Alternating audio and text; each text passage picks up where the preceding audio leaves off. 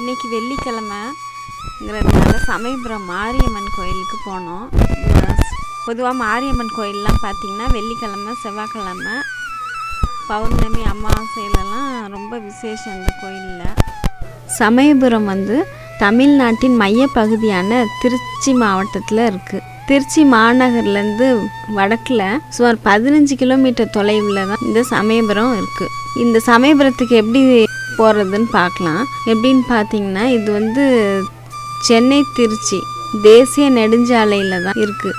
திருச்சி சத்திரம் பேருந்து நிலையத்திலேருந்து மற்றும் மத்திய பேருந்து நிலையத்திலேருந்தும் நிறைய பஸ்ஸு அடிக்கடி நகர பேருந்துகள் வசதியெல்லாம் இருக்குது. அதாவது சமயபுரம் அதை தாண்டி கிராமங்களுக்கு போகிற பேருந்துகளும் இந்த சமயபுரங்கிற ஸ்டாப்பில் நிற்கும். நீங்கள் இந்த கோயிலுக்கு இங்கேருந்து ஈஸியாக போய்க்கலாம்.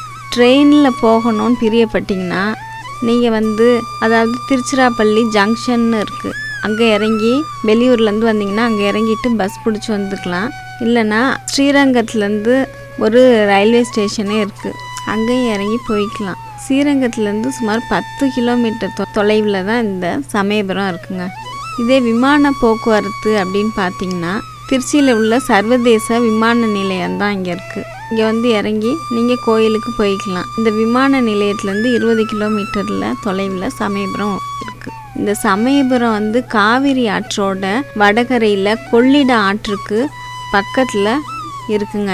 ஆன்மீக ரீதியாகவும் இது பிரசித்தி பெற்ற ஸ்ரீரங்கம் ரங்கநாதர் கோயிலுக்கு பக்கத்தில் தான் இருக்குது. எப்படின்னு பார்த்தீங்கன்னா 10 கிலோமீட்டர் தொலைவில் தான் ஸ்ரீரங்கத்துலேருந்து சமயபுரத்துக்கும் வரும். நீங்கள் இப்போ திருச்சியில் இருக்கீங்கன்னா சமயபுரம் நோக்கி சென்னை தேசிய நெடுஞ்சாலையில் போனீங்கன்னா, அதாவது அரை மணி நேரத்துலேயே கோயிலில் போய் சேர்ந்துடலாம். பக்கத்தில் இருக்கிற சமயபுரம் மாரியம்மன் கோயில் தமிழகத்தோட முக்கிய சக்தி ஸ்தலங்களில் ஒன்றாகும். சமயத்தில் காப்பவள் சமயபுரம் அப்படின்னு சொல்லுவாங்க. பக்தர்களோட துயரங்களெல்லாம் தீர்க்கும் அன்னையாதான் மாரியம்மன் இங்கே இருக்கிறாங்க. வைஷ்ணவி தேவினா ஆதியில் இந்த அம்மன் சிலை ஸ்ரீரங்க ரங்கநாதர் கோயிலில் வைஷ்ணவிங்கிற பேரில் இருந்துச்சு. அம்மனோட உக்கிரம் அதிகமாக இருந்ததால் அங்கிருந்த ஜீவ சுவாமிகள் அந்த சிலையை அங்கிருந்து அகற்றணும் அப்படின்னு சொல்லிட்டாரு. சிலையை எடுத்து வந்தவங்க என்ன பண்ணாங்கன்னா, கண்ணனூர் அப்படிங்கிறது இப்போ சமயபுரங்கிற பேரில் இருக்குல்ல, ஒரு வேப்ப மரத்துக்கு அடியில் வச்சு போயிட்டாங்க. அப்புறம் பார்த்திங்கன்னா அங்கேயே கோயிலும் உருவானது.